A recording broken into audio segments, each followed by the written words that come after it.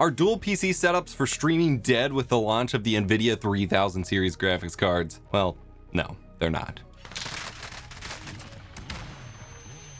Ooh, this is gnarly.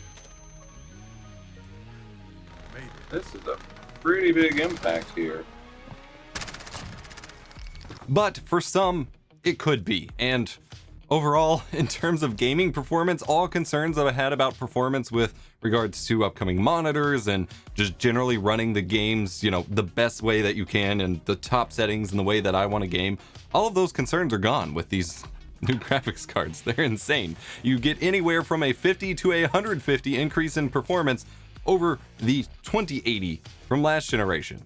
And that's just like, what the frack? It's insane. I don't understand. It doesn't make sense in my brain. But it's not magic, and when it comes to streaming, those things kind of normalize a bit. It seems like magic, but it's really not. We are going to be primarily comparing in terms of direct comparison results to the RTX 2080, not the Super, not the Ti. This is launch for launch, the exact, you know, same product slot for the cards, the same launch price pretty much. I think this one's maybe a little bit cheaper. And this is realistically the only one I have access to test. However, the things I'm going to talk about with regards to content creation and streaming and all that can be fully applied to any card you want to compare to in terms of your performance gains and things like that. Like, it can all be, you know, taken from this one thing. We're going to cover gaming briefly, but then we're going to focus on content creation, live streaming, the new Shadowplay updates, as well as the new Nvidia Broadcast software, which I'll have a future video expanding on even further, probably tomorrow. And we're really gonna, I firmly believe, after the mad scientist hair that I have, because you can't tame quarantine hair, and this has been the most ridiculous weekend of testing anything for any product launch I've done, I firmly believe that my video you're watching right now on this Nvidia RTX 3080 is the ultimate guide for streaming and content creation for these cards that you will find on this platform. So let's tune in. There will be time codes in the description to find the specific section that you wish to, you know, go to.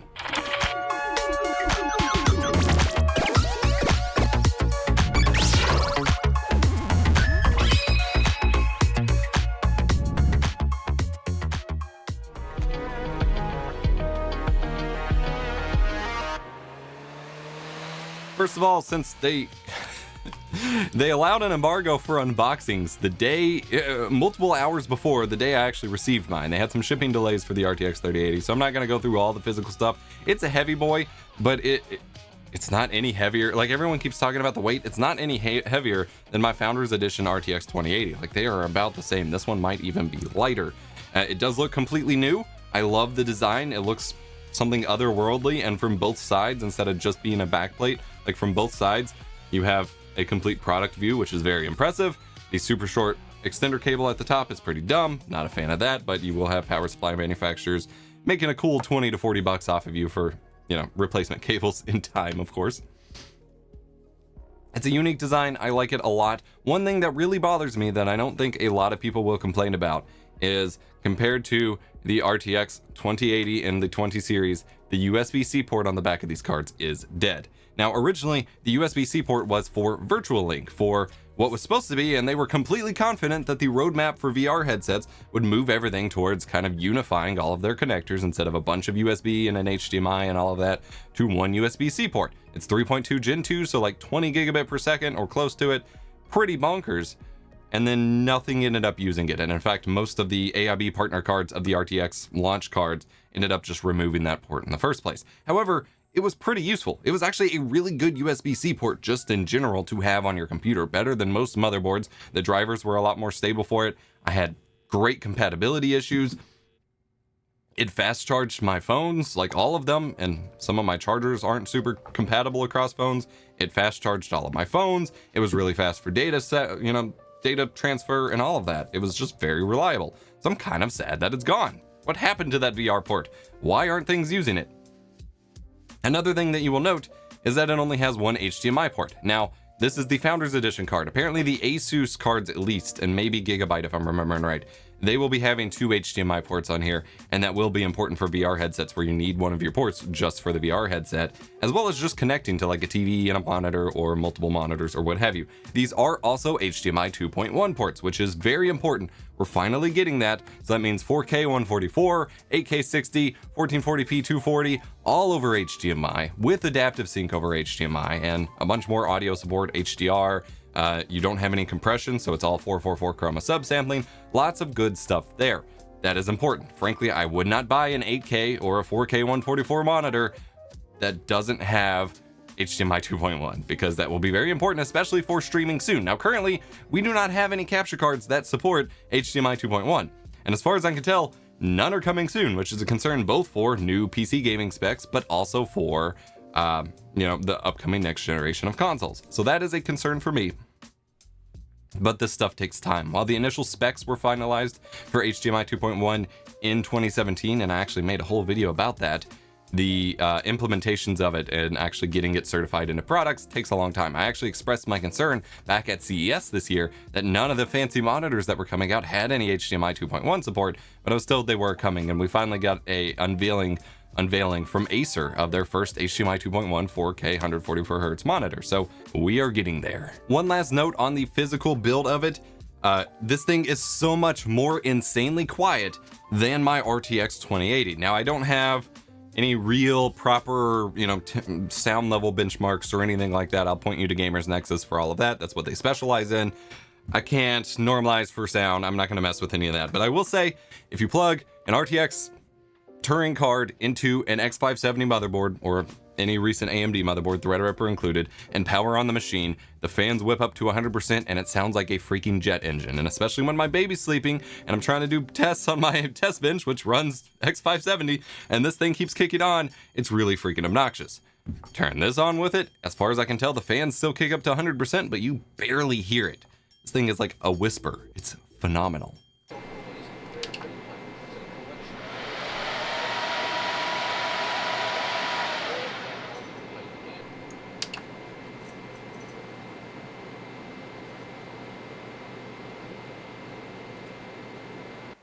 I'm sorry, I still don't hear anything.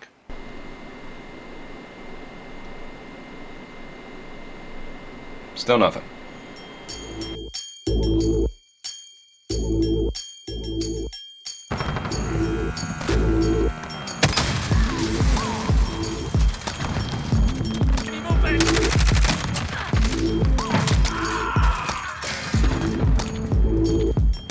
All right, let's do a couple quick gaming benchmarks, as these will be kind of the basis to then reflect on how our streaming performance and things like that looks. So I want to get these out of the way first. First and foremost, I did a single synthetic benchmark test. It's the Boundary RTX benchmark. It's a very intense ray tracing render scene, kind of like a gaming scene, and compared the 2080 to the 3080. At 1080p, we had a 75% increase in performance from one card to the other already. Like the increase in ray tracing cores and compatible hardware on these cards is insane, and we already see immediately a 75% increase in performance just at 1080p. Go to 1440p, that jumps to a 78.9% increase in performance for the 3080 over the 2080, and at 4K that goes all the way up to 88.7% performance increase. Wowzers. Now, of course, that is a synthetic test, but that is pretty insane. Of course, I wasn't satisfied just doing synthetic tests. I did want to jump into some games. First and foremost, does it run Crysis? Yes, assuming Windows 10 cooperates, which mine was not, so I ran Crysis and then Crysis died. Microsoft's Flight Sim, I have a lot of issues with this game. I have a lot of weird bugs. I can't figure a lot of it out. It's not really my game, but I went ahead and did a flight path and benchmarked on 4K complete max settings, the 2080 versus the 3080. The 3080 had an average of 54.79 frames per second, which is pretty solid, whereas the 2080 only had 32.58 frames per second on average for the duration of like a 5-minute flight once I was actually up in the air. That is a 68% increase in performance, which is something else. Like, a lot of people were complaining about how hard it is to run, flight sim on very, really, really high settings and get a playable frame rate, even though it's totally fine at 30 FPS, but 3080 starts pushing that towards an actual 60 FPS experience, which is pretty bonkers for flight sim. Doom Eternal Wonderful game, runs very well, runs in Vulkan, already runs really fast on the 2080, but putting it up at 4K max with all the ultra nightmare settings, you know, completely cranked, the RTX 2080 was able to hold its own at 86.1 frames per second. On a 4K 60 monitor, you're fine. But on the 3080, we're talking 164.57 frames per second on average. That is a 91% increase in frame rates, and the 1% lows was much higher as well. That means if you have a 4K 144 Hz monitor or 120 or whatever, you can run Doom and keep your refresh rate locked, probably. Especially if you tweak the settings a little bit. Like, that's... What? Next up, I wanted to test some actual RTX focused stuff. So we have Control, which is an example of a DX12 and RTX heavy game running at 4K 60, putting on high settings, high being the highest option exposed in the UI, with RTX options also set to high. We saw a 112% increase from the 3080 or from the 2080 to the 3080. It was almost a locked 4K 30 experience on the 3080. That game is insane and hard to render, but we almost had a smooth locked 4K 30 completely maxed out experience on the 3080, which is insane. If we left it on high settings but knocked RTX down to medium, we saw a 130% increase from the 2080 to the 3080, and we had almost a locked 4K 60 experience there as well, which is still just, I can't believe my eyes territory. If we took it one step further and enabled DLSS in order to run the game at 1440p using Nvidia's magic scaling to 4K, which I could not tell a difference. In fact, I kept running this test multiple times and relaunching it and stuff, trying to make sure it actually enabled DLSS because I could not really see it for the most part. The 2080 could already almost do a locked 4K 60-ish experience, but the 3080 just absolutely kills it. It was only about a 15.5% increase in performance, but the 1% lows were all above 60 FPS territory, whereas the 2080 was not. So the 3080 basically had locked 4K 60 with this. It's a beautiful game. The 2080 already had trouble rendering things on the highest settings. Like some of them, the performance hit was still there, but it was just not rendering them properly, whereas the 3080 did. And DLSS is like magic. It's freaking awesome. Then we have Quake 2 RTX, which is a completely path traced and ray traced game, everything about it, running at 4K 60 with just everything turned on, which is generally impossible to run. The 2080 at this setting only averaged about 23 frames per second. So if you want a cinematic 24 FPS experience, I guess, but it wasn't really playable. Whereas the 3080 averaged 45.94 or about 46 FPS. That's a 93% increase in performance. It still wasn't super playable, you know, because it's struggling so hard. You know, your mouse control is not super amazing, but if you turn it down a little bit, you do get 4K 60.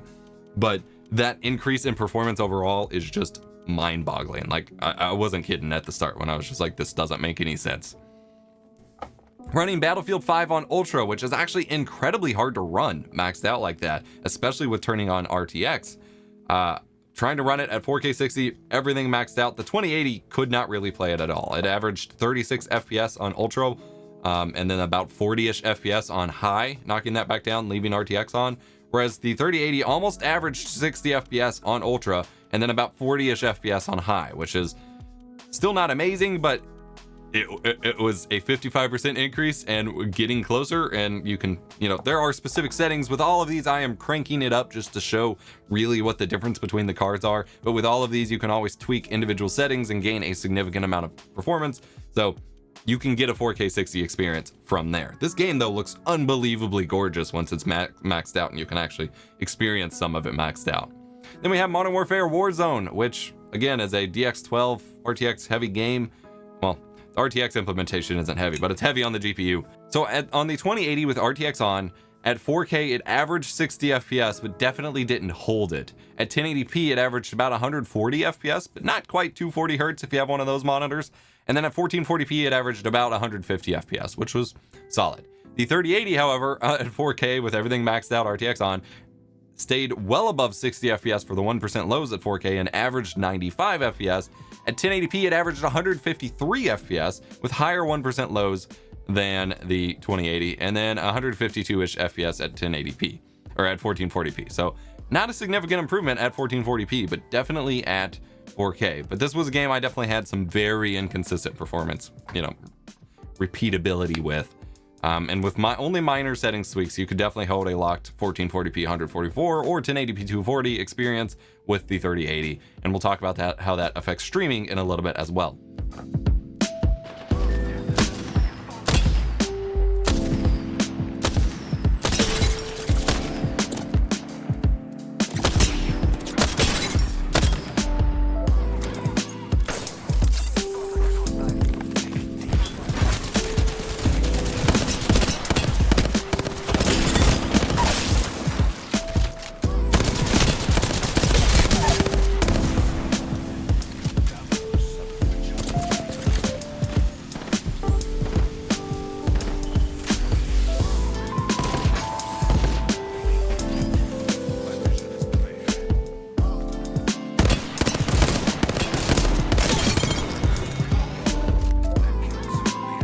Apex Legends, the 2080 could do 4K 60 well enough on max. It wasn't ideal, it wasn't super smooth, but you know, it could sort of do it. It could not hit 1080p 240, however, and struggled a bit with 1440p 144. But the 3080 had no problems, like none. It almost averaged 1080p 240 fine without any tweaks and was well above 1440p 144. Again, all on max. So with some tweaks, you're gonna hit those targets. Bonkers. So everyone kept asking about running games at 8K with DLSS or testing DLSS, and it is amazing and magical, especially with how much performance I was able to squeeze out of Control, but I struggled to make anything work at 4K. Now, I don't actually have an 8K monitor. They are still multiple thousands of dollars, way too expensive for me. Like most of these things, I will jump on the technology early, both to cover in videos and to experience and learn myself at whatever cost, but this cost is a little too high for me at the moment. But enabling DSR to go up to 8K on my 4K monitor with DLSS didn't really work. Control would just not accept the DSR resolutions at all. And even when dropping Battlefield 5 settings to basically low, it ran at like 8 FPS at 8K. It was not working as intended. However, just doing normal DSR for Halo MCC and Tony Hawk Pro Skater, the new one, running at 8K looked absolutely amazing, though the mouse input on Halo definitely felt really off. I'm not a huge fan of DSR. Something never translates right, but neither of those are using DLSS. They're just running at a higher res. It's time for the content creation and production benchmarks. For this, I tested both on my 9900K 5 GHz overclocked my main gaming PC rig, and then a 3900X X570 system, both with 32 gigs of the exact same RAM kit clocked in the same way. However, due to that 5 GHz overclock and just the nature of clock speed versus thread counts, pretty much all of the benchmarks favor the 9900K as performing better with the 3080 than the 3900X, which really surprised me here.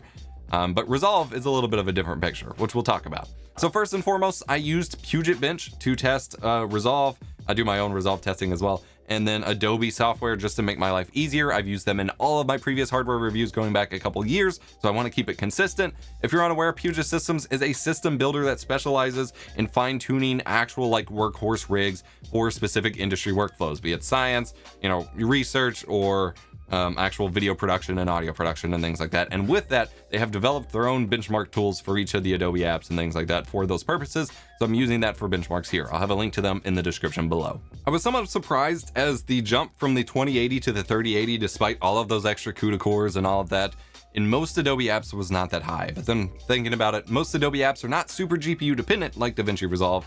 And so I guess it's not all that surprising, but going through the Puget Bench benchmarks, the After Effects render benchmark saw only like a 4.32% increase in performance, which is nothing. That's not worth upgrading for. However, After Effects itself saw the highest increase in performance of any Adobe app, moving from the RTX 2080 to the 3080, with an overall score increase of 22% and a 15% increase in specifically the GPU score, and then a freaking 60% increase in score for the tracking, which apparently I guess relies on GPU for motion tracking in a scene to track an object and stuff like that. So that's pretty cool. After Effects likes graphics cards. Adobe Premiere Pro does not like graphics cards. It saw an average of about 13% increase in performance overall, the highest being in GPU score, of course, which netted about a 25% increase in performance. Photoshop saw pretty much no real increase whatsoever, 5% increase in the overall score, and the actual GPU score was identical between the two cards. But now we have Resolve. DaVinci Resolve is the video editor, my video editor of choice these days, and is much more GPU reliant.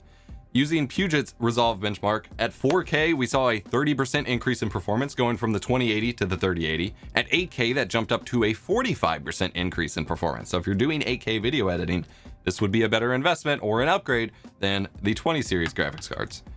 However, in Fusion, which is supposed to be GPU reliant, it was only a 1% increase in negligible / margin of error territory. So that was interesting. Now, while I was doing the Puget benchmarks, since they're all automated and don't require, human error for the most part, I wanted to use this opportunity to test whether the PCIe 4.0 nature of this new card actually benefited production tests for the use cases I could come up with. There are obviously lots of use cases for certain workflows where that extra bandwidth comes in, but where in terms of production would that matter? So I tested this on an AMD X570 motherboard, and I ran it first at native PCIe 4.0 and then knocked it down in BIOS to PCIe 3.0 to see if there was any sort of decrease in performance results in Puget bins, and there wasn't. There was no significant decrease in results at all, and in some weird oddball cases, a couple of the scores were actually higher in PCIe 3.0 mode. Really weird. So if you're on Intel, still stuck with, PCIe 3.0, or you're worried about needing to knock your slot down, apparently it's not a problem in this case. Anecdotally, I worked on building my own DaVinci Resolve sample project to do all of my own render comparisons and stuff. The 3080 edited smooth as butter in Resolve, handling 4.6K 60 FPS B-RAW files from my Blackmagic Ursa Mini Pro, full 6K Canon RAW files from the C500 Mark II, HEVC, H.264, ProRes, etc., all on one big 4K 60 timeline without any frame drops, which was darn impressive. Using my own Resolve sample render project built from those clips, we saw the highest percentage increase in performance, or a decrease in render time, being at 31%, and that was for the H.264 NVENC render, which makes sense, but it will be interesting in a moment for another comparison. Overall, though, we're looking at about an average of a 25% increase in export performance across the different tests I ran, which was H.264 native, H.264 NVENC, H.265 NVENC, and DNX HRHQ. Now that 25% got reduced to about a 20% increase on the 3900X. However, I think that's because it was already running so much better before, but come on, Ryzen, I'm disappointed. Now, that H.264 NVENC performance being faster in Resolve is actually kind of strange, because I was originally concerned about NVENC performance on this card, as using Handbrake for my 4K Cintel movie conversion test that I usually do. The RTX 2080 matched my 1650 Super and RTX Titan. All had pretty much identical render times for H.264 and H.265, which led me to believe, the encoder performs the same across all cards. Been saying that for years now. But the 3080 was slightly slower in H.264 on every platform I could test. I kept throwing it in different machines with different SSDs combinations to try to get it to perform the same as 20 series, and I couldn't. It was like 2 minutes slower. I was concerned at first, but none of my other NVENC tests seems to also, reflect these results. So I don't know what's going on in Handbrake, I guess. So I ran an FFMPEG NVENC encoding test just to see encoding from a H.264 as well as a ProRes file to an NVENC H.264 file to see if there was any export difference across the Titan RTX, the 2080, and the 3080, and it was more or less identical. So I really think Handbrake is a fluke, and NVENC speed should be identical. So I don't know what's going on with Handbrake. By the way, this was all recorded with the Nvidia Broadcast voice filter, which we'll talk about later. Now, I committed last year to actually learning Blender and haven't made it very far whatsoever, so I'm not an expert on Blender. I did, however, download Blender's official benchmark, which runs through the Classroom, BMW, Fishy Cat scenes, things like that. We saw a huge improvement in 3D rendering from the 2080 to the 3080, as much as an average of 51% increase across all the tests, and that's both on 9900K and 3900X. Those extra CUDA cores are getting put to work.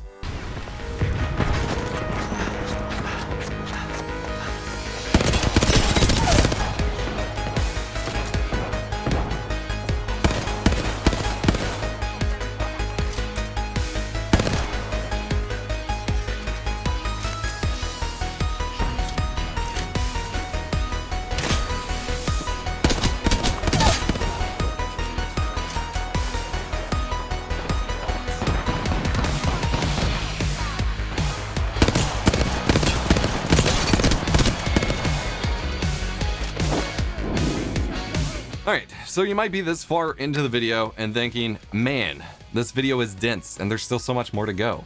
But what about this little detail or this extra test you teased? Well, I try to make my videos as thorough as possible, and I do way more tests than I actually show. I can only showcase so much of the little details here before it really starts to hurt audience retention and viewership. You know, the glorious YouTube algorithm. So I've been on a quest to find a home for my more thorough versions of my YouTube content that I want to put out there that, you know, won't be hindered by such a thing, and I've landed on Nebula. I've partnered with a bunch of creative friends for our own platform where we don't have to worry about demonetization or fighting the algorithm. Here I'll have my normal content that you know and love, of course, but I'll also have extra exclusive content that goes beyond what I can show on YouTube, as well as extended versions, all available ad-free. The platform features some of the top education creators from YouTube, as well as unique collaborative opportunities. So you'll see some faces you didn't expect to see together in the same content working together, which is pretty cool.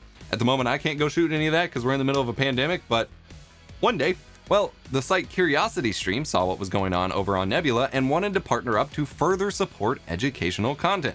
As an educator, this is pretty cool. We have a deal with them where if you go sign up with the link in the video description down below, you have access to CuriosityStream and all of its great educational and documentary content, as well as full access to Nebula for free. And CuriosityStream is currently offering a 26% discount on their annual plan, making it cost less than $15 per year for both platforms. So you get awesome educational and documentary content over on CuriosityStream, and you get to support you know, independent educational content from us YouTubers as well. While you're there, you can check out awesome original content such as Alex Goes Bananas, where Alex Nickel discovers pop culture that I grew up with and makes me feel like an old man. Or you can check out another Alex, Low Spec Gamer's new podcast, Genesis, where he covers the origin stories of your favorite YouTubers. Heck yeah. If you want to support my channel and educational content, check out curiositystream.com/epos and sign up for $15 a year. That's a much better value for you and better than most ways that you can support educational channels. So thanks.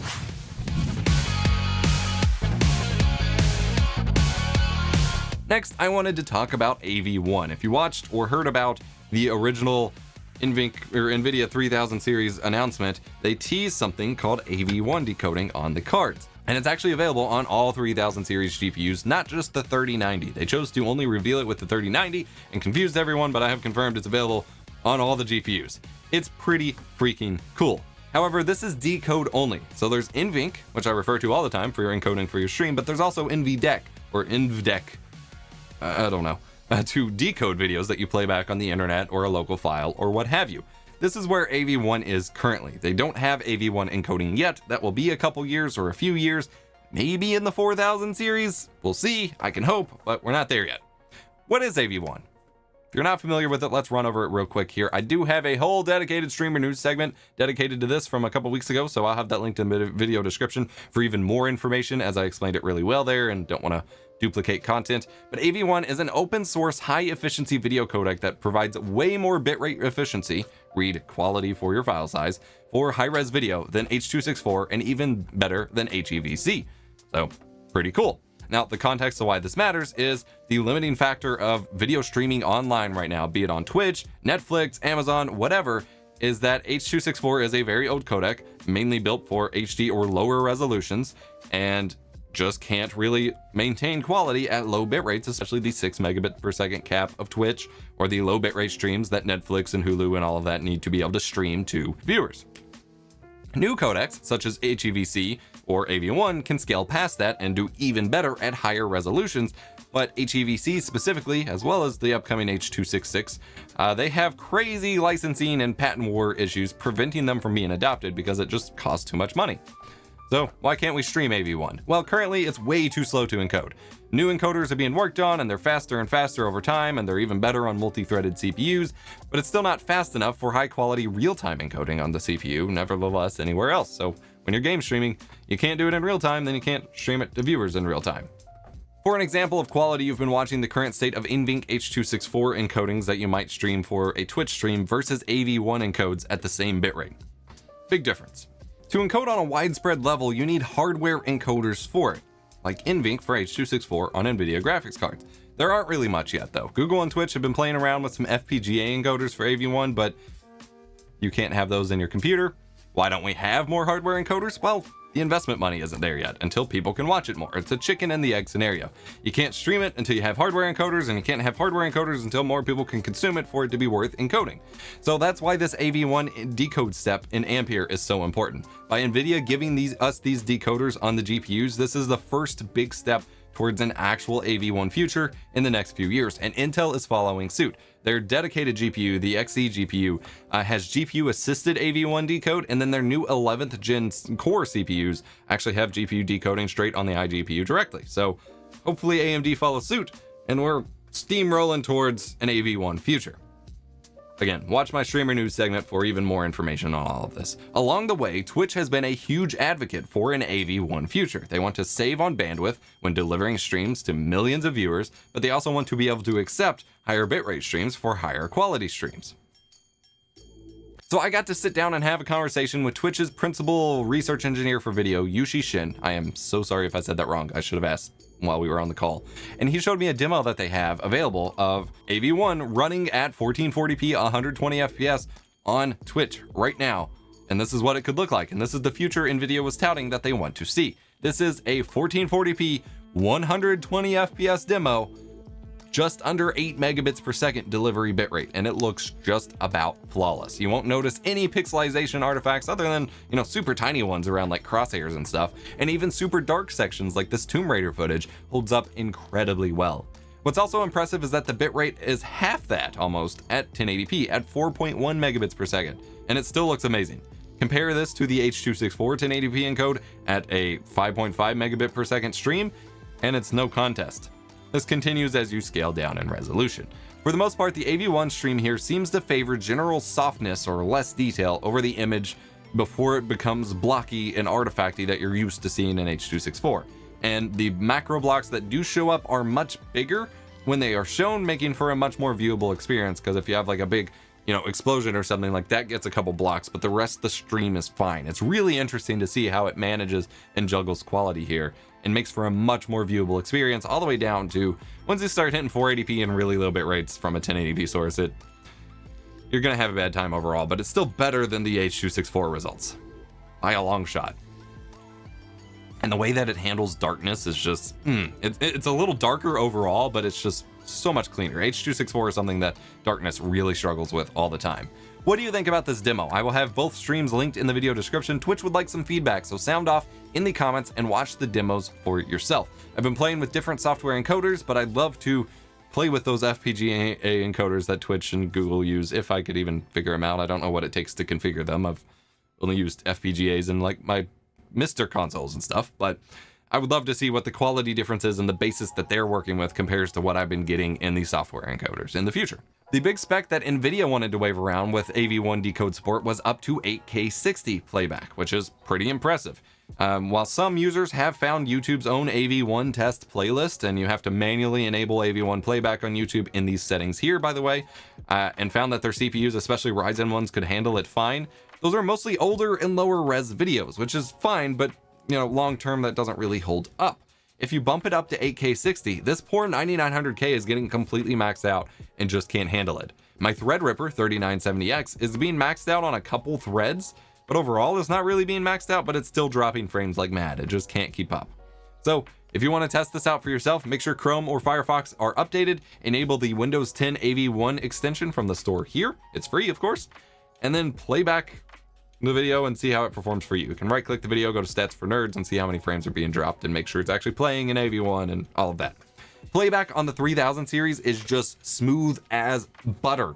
I could get 2 8K videos playing back without any issues, but a third was too much. It hit 100% decode usage and dropped frames. But 2 8K streams, no drop frames, very nice, very nice.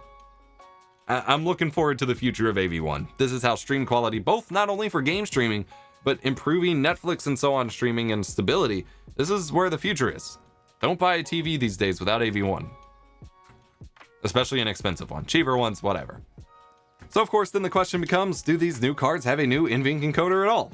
The answer is unfortunately no. Despite some confusion that some people had with the new generation naming scheme that Nvidia has not shown before, both Turing and Ampere use the same 7th generation NVENC hardware. The same encoder chip is on both generations of cards. So the same quality, generation, effective usability are all the same. Their matrix page for NVENC and NVDEC will be updated after release to show this. They're releasing, however, a new video SDK with a new driver wave for Ampere that slightly improves performance and quality just due to the presets changing and things like that with all Nvidia cards. So that's nice. However, the quality you get on the RTX 30 series or 20 series, 3000, 2000, whatever, they're gonna be the same. Sorry. If you do want to get better quality out of NVENC, consider installing Xamar's StreamFX plugin for OBS and following their guide to get more fine-tuned and advanced NVENC settings. The quality difference that you can achieve, at least on a numerically measured standpoint, is actually really impressive if you feel like fine-tuning. And we'll have an even more fine-tuned video on new settings coming eventually. I know I hear you. I teased this a while back and then it never came out. It's still coming. I've only got so much time to work. And he's been like refining settings even more. All right, it's time for them sweet streaming benchmarks. While gaming performance increases are magical here, streaming performance kind of starts to normalize the performance differences and what you can get a little bit. It kind of lowers the hype just a little bit, but it's still pretty damn impressive. If you want to stream while gaming in 4K 60, maybe 4K 120, 1080p 240, or 1440p 144/165, it's all possible. Plus, 120 FPS streaming is possible as well, though with the quality of H.264 with the limited streaming bit rates, that will pretty much never be worth it here. That's why they want AV1 for 120p, but you will, performance-wise, you will have the option. You may no longer need a dual PC setup depending on your games. Newer DX12 games like Modern Warfare will still give you major trouble, however, and we'll talk about why in a little bit. I do want to note that for OBS to, perform the best, you need to remember to run it as administrator and turn on game mode in Windows 10 if you're streaming on a single PC setup. I covered this last year when a big new fix for everything finally resolved issues I'd had for years. I have that linked in video description, but essentially, new updates to Windows and OBS means that if you turn on game mode and run OBS as admin, you pretty much rarely encounter any sort of render or encoding lag anymore due to GPU resources, which is very important. Because of this fix, my original testing methodology that I ran for all of my previous streaming benchmarks of looking for dropped or misframed and counting those and validating based on those no longer works, because with either card, I never really dropped any frames other than alt tabbing. So that's no longer a concern. So we'll be doing a completely different set of tests here. If you've updated to Windows 10, the 2004 update, disable hardware scheduling for now. Currently, this causes issues with streaming programs. This may improve in the next couple months with driver updates, but for now, disable hardware scheduling in your display settings. So I mainly focus on 3 games here to represent different workloads for streaming while gaming on the same PC. Apex Legends, Modern Warfare 2019's Warzone, and then Rainbow Six Siege running in Vulkan. And this was all tested with cameras and animated overlays for a realistic load. I'm gonna have a lot of charts on screen, and the goal here is showing the performance impact on your game's frame rate of streaming your game versus a baseline of that game running without OBS open. So because there is no impact on your stream performance for the most part, although I will note some scenarios where things get messy, we're looking at the impact it has on your games to tell the difference between one card and the other, because otherwise your stream is running pretty much flawless on either card at this point. Just keep that in mind. All streams were done at 1080p 60 at 8.5 megabits per second. So Modern Warfare 2019 at 4K 60, I am going to have an annoying exception here, as I wanted to show how much more powerful the 3080 was. The 2080 is running without RTX on unless otherwise noted, whereas the 3080 is basically always running with RTX on. That's only for 4K here. On the 2080 RTX card, it is already struggling to maintain 60 FPS with RTX off while running the game at all, and adding OBS to the mix starts to have a performance impact of 11% with the lightest NVENC settings and up to an 18% impact with all settings turned on and max quality enabled. Max quality has the biggest impact out of all of the NVENC settings. The 1% lows in the overall experience here were pretty poor. Add in the Nvidia Broadcast tech, which further utilizes RT cores for the AI processing, and you're looking up to a 33% performance impact with basically an unviewable stream at this point. Pretty disappointing. Meanwhile, on all of my tests here, the RTX 3080 stayed above 60 FPS on average in the first place. Having OBS streaming on the 3080 starts with about a 17% impact on the lowest settings, but then caps out at only a 30% impact most of the time with the highest settings and Nvidia Broadcast enabled. However, per my original mention at the start of this video of this not replacing dual PC setups for everyone, this is one game where it just doesn't cooperate with OBS or with streaming at all, and it's incredibly frustrating. And this is especially worse when you crank up your NVENC settings or when you're running RTX. The game portion of the stream gets super stuttery, jittery, and the frames even get out of order sometimes, which is just very tough to watch. The thing is, this isn't really GPU performance related or OBS performance related at all. I also ran into this issue when I was trying to do everything from a single PC on my Threadripper and Titan RTX setup, which more than enough had performance for it, and I was streaming X264. It still happened. This issue pushed me back to dual PC because it was so bad. You'll notice, however, that my camera and animations are not stuttery at all. They are still smooth. This is not an OBS performance issue, but rather the DX12 game capture hook or the game itself, what it can report to capturing it not being stable under load, and this is not reflected in any OBS reporting whatsoever.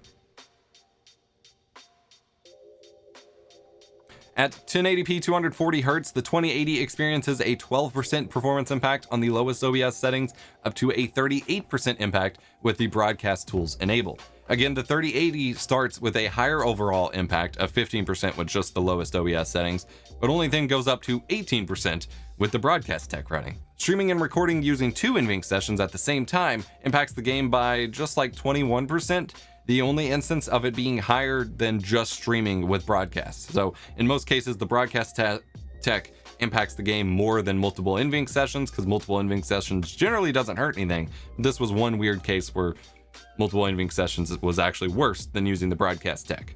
If you want to stream at 120 FPS in this game, that'll be a 16% impact on the 3080, just barely more than a normal 60 FPS stream. Pretty good. 1440p is the sweet spot for the RTX 3080 IMO. While maxed out, it already does fine, and you can totally achieve a 1440p 120 FPS locked gaming experience while streaming 1080p 60, no problem. Overall, the Nvidia Broadcast software heavily impacts your game for DX12 and Raytracing enabled games. The 1% lows drop heavily, and you can definitely feel it impacting your game experience. But for normal streaming without that enabled, or streaming and recording with multiple NVENC sessions even, it feels totally fine. Rainbow Six Siege is just a damn fast game running in Vulkan. 183 FPS at 4K, almost 400 FPS at 1080p, and 350 FPS at 1440p. Ooh, you can basically get double your monitor's refresh rate maxed out no matter what. Streaming it is pretty perfect too. At 4K, the 3080 has an impact of 12%, up to 23% with all the broadcast stuff enabled. Way better than Modern Warfare. Meanwhile, the 2080 saw a 14 to 25% performance impact jump from, basic to broadcast tech. Mostly similar here, but with much lower frame rates respective to each card. So the same impact, but the 2080 was running in a much lower tier. At 1080p, the 3080 went from only a 2% impact at the lowest for basic settings to only a 10% impact at most with the broadcast tech on, while the 2080 saw up to a 24% performance hit and was dropping below 240 FPS for 240 Hz with max quality, streaming and recording at the same time, or using the broadcast tech. I tried using this extra overhead to record Rainbow Six Siege at 240 FPS on the 3080, but I just kept getting encoder overloaded. The game ran fine, but it just didn't work. I thought it was maybe the overlays, so I turned those off in my webcam, just the gameplay. Still kept getting encoder overloaded. You can actually record games on the PC at 240 FPS this way. I do it all the time with Halo and Tony Hawk, as you can see here. The slow-mo looks amazing, but these are very light games.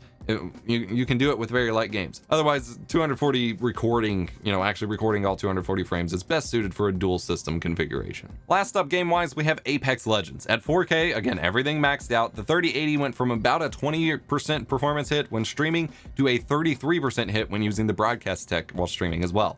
While these impacts seem to be worse on average than the 2080, the performance is far more consistent and just higher overall. At 4K, the 2080 went from a 9% impact all the way up to a 43% impact with broadcast enabled. It's so weird how the spread is so much bigger on the 2080 than the 3080 in pretty much every game. At 1080p 240, the 3080 saw a 10% performance hit for streaming to a 21% hit with broadcast enabled. The 2080 went from an 11% impact to a 42% impact once broadcast was enabled. Again, I feel 1440p is the sweet spot for this GPU for Apex, as it held well above 144 Hz with most streaming settings fine, and just a little below with broadcast enabled. So, main takeaways: there's a performance hit just by having OBS open, even if it's not recording, and then there's more so while streaming, depending on the settings. Don't enable max quality on a single PC setup. It just has such a big impact, but also expect broadcast to have an impact on your game, and we'll talk about this more in the follow-up video on that, especially with heavier DX12 and ray tracing focused titles that share the resources. Most games should be able to be streamed at 1080p 60 while gaming at your monitor's refresh rate without issue on the 3080, where that wasn't happening at least anywhere near as easily or as on high of a setting on the 2080. The experience on the 3080 was just far more stable and consistent, though it does seem the extra gaming performance headroom over last gen is dialed back significantly while streaming. So, should you switch back to a single PC? If you already have a solid dual PC setup, no. Probably not. While any normal performance concerns could be addressed with optimizations or extra horsepower of the 3090 if you want to pay an extra $700, there will always be new games with new tech, such as Control or Modern Warfare, that just do not cooperate while streaming on the same PC under pretty much any configuration. Consider what you'll be streaming when making this decision. Since this is a PCIe 4.0 GPU, I did want to revisit my dual GPUs for OBS video concept and see if I put it in an X570 board with a PCIe 4.0 slot and throw in the 2080 as a second GPU if dual GPUs was feasible now. I know there are some working behind the scenes to make dual GPU without SLI and all of that work make it possible, but for now, does that extra bandwidth make up for the performance loss I saw using dual GPUs before? So I put the 3080 on the same motherboard as the 2080 with the X570, so the main GPU should have enough bandwidth if it gets dropped down to X8 mode to still run fine, as we saw in our production benchmarks earlier in the video.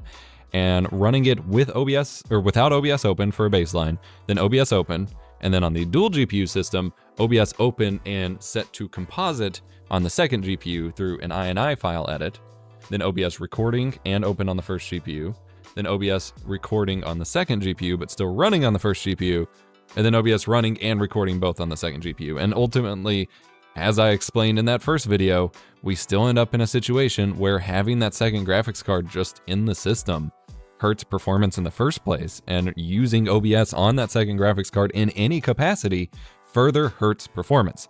So I realized Jay's 2 cents and a few other people have been throwing in dual 2080 Ti's and claiming that it helps their stream, but I promise you the numbers do not back that up, at least on consumer chipsets. On HEDT, you know, Intel X299 or Threadripper, where you have the extra PCIe lanes for it, that's less of a case, but even then, you have to use forced SLI crossfire mode in order for the game to even be detected, and that hook in and of itself already hurts performance some. So I continue to preach this and hope someone listens, but I promise you this does not work even now.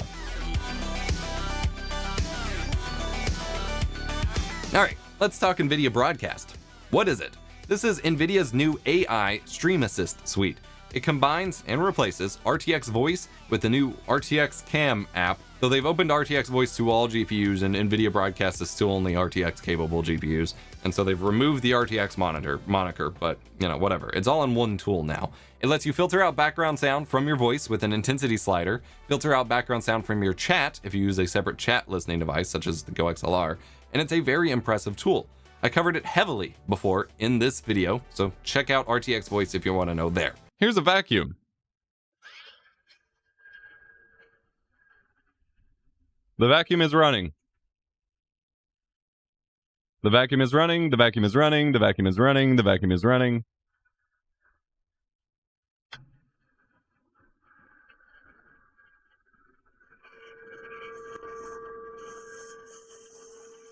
The vacuum is running, the vacuum is running. I was also the first one doing the vacuum test for RTX Voice, and then some other creators saw that, ripped it off, didn't apply credit, and got all the attention for it, so Well, whatever, I guess I don't market myself enough. Secondly, you can now apply a virtual green screen to your camera. This AI trained model looks for you in your camera feed and can alter your background. You can blur it out with an intensity slider, you can replace it, such as with Jensen's Kitchen, or you can remove it altogether to fake a green screen on your gameplay. This works well with hats, works alright with headphones, does not work at all with a big microphone in your face, and holds up relatively okay under motion, depending on your camera quality. When it works right, it seems like a revolutionary technology. And when it's just okay, it's at least as good as a classic mediocre green screen setup that you'd see on Twitch anyway, without the green cast and outline that you'd have on yourself. So, hey, this runs entirely on specific cores on the graphics card instead of being super CPU heavy like previous virtual background removal options. But it can impact your game, as we showed in the streaming section.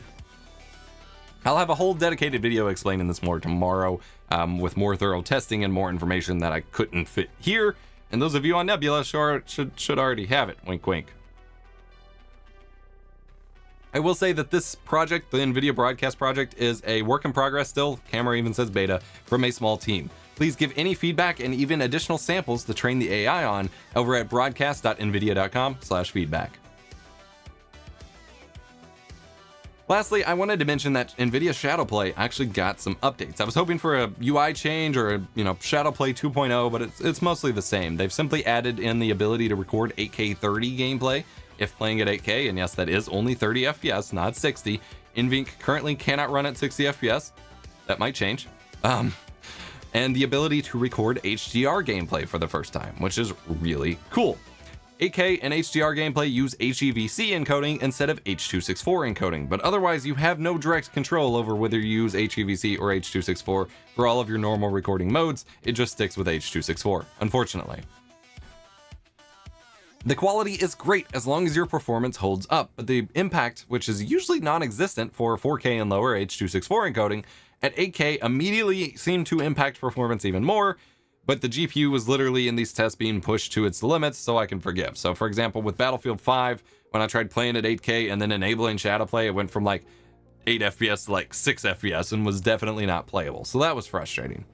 HDR is recorded in HDR, which means you can either directly upload it to YouTube, which will play in HDR for people with HDR monitors, and tone map it to SDR depending on who's watching, or you have to tone map it yourself in video editing. However, if you combine this with my OBS HDR to SDR LUT pack, which works with DaVinci Resolve and Adobe Premiere Pro, or OBS Studio, which is what it was built for, link is in the video description, you can play and record clips in beautiful HDR to show off for later or to make high quality videos, but still stream in mostly accurate SDR for your viewers. Pretty neat, because of course OBS does not have HDR support right now. Shadowplay does still record in VFR, or variable frame rate, however, when it needs to. That depends on performance. This means your recordings can get desynced in Premiere Pro and certain other video editors. I do have a couple older videos on locking that frame rate to prevent that desync by transcoding it. I'll have those linked in the video description. Basically, Handbrake or FFMPEG set to a constant frame rate, and you're good to go. I don't recommend using Handbrake though, because then you're crunching the quality even more. I would love a Shadowplay 2.0 update that just completely refreshes the UI a lot, fixes some issues, and adds new features, but it could be a while before we see that. All right, conclusion time. This is a long video. RTX 3000 series so far is coming out strong. It is coming out swinging. It looks freaking phenomenal, and it provides insane amounts of more gaming and 3D performance for your money this generation than last generation. It's absolutely amazing. For streaming, however, the performance differences kind of normalize out a bit more in that it's a little bit less amazing. Still great, especially since everything is running at such a higher level of frame rates, but it's not, it's not quite as massive as I think a lot of people were hoping. This is not the card to kill dual PC streaming, but that's never really gonna happen. There's too many issues then that will only get worse as you move towards DirectX 12 and games that don't want to cooperate with streaming programs and everything else. Having played around with DLSS for the first time, it's absolutely magic, and I think every game needs to support it. Moving forward, that should just be a requirement. IMO. And this is honestly the most excited that I've been for a new generation of gaming in a long time. Usually it's just like, yay, more frames, whatever. This is such a big leap compared to the 10 to 20 series leap that I am just so freaking excited, and I'm very excited to build my new gaming rig around this GPU coming soon. Get subscribed for that. And streamers will benefit from the smoother overall time while streaming.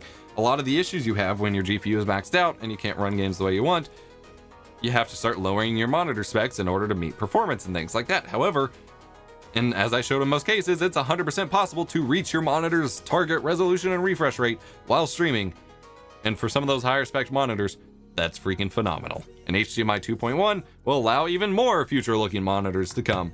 Just keep your expectations somewhat realistic, I think. Of course, streamers do not get a quality boost for the time being, but look for AV1 in the future moving forward. And the cool thing, if I didn't make it clear about AV1, is that even if we don't get encoding now, because that's not really the important part is an ecosystem of people being able to watch and decode AV1 videos, because then Twitch and other services can take in higher bitrate streams, stream them to a higher quality but lower bitrate AV1 encode, and everyone still gets the benefit. So that's pretty cool. The Nvidia Broadcast software is really amazing technology, and I'm so glad something like this exists, but it has a couple years before it's perfect. But the fact that I only really feel like it has a couple years before it's perfect says a lot, IMO, about how great that starting point is. 1440p, 144 Hz, or even 165 Hz might be the sweet spot for single PC gaming and streaming on the 3080. For 4K stuff, if you really want to make sure you have smooth locked performance, there really is probably the 3090 territory. Everyone was memeing on it that they took the Titan RTX, title and brought that down and said gaming performance instead of workstation like the Titan. But now there's already a rumored Ampere Titan that has 48 gigs of RAM and blah, blah, blah. Like that really is still the ultimate baller gaming card. And if people were willing to pay $1,200 for a 2080 Ti when everyone at launch said that was a terrible idea, I think people could pay $1,500 for a 3090 if they want it. Most people shouldn't. Most people don't need it. Most people probably don't even want it. But those of you who have any performance concerns left on the table, the 3090 will be there, assuming there's any stock of them. So that's it for this review. Huge shout out to Nvidia for releasing an awesome card. Be sure to be subscribed for my video on additional Nvidia Broadcast stuff in the description down below. And huge shout out to Nebula and Curiosity Stream for making this kind of insane content possible. Oh boy. Hit the like button if you enjoyed. Subscribe for more tech education and stream guides. I'm your stream professor, Epos Vox. My voice is dying. I'll see you next time.